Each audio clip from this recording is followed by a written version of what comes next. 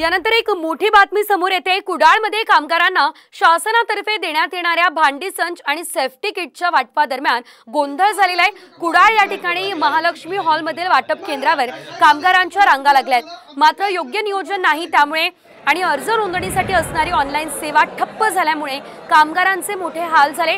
दरम्यान ठाकरे गटाचे जिल्हा प्रमुख संजय पडते यांनी वाटप केंद्रावर धडक दिली। कामगार कल्याण मंडळाच्या अधिकारी आणि प्रशासकीय अधिकाऱ्यांना त्यांनी यावेळेस चांगलंच धारेवर धरलंय। काय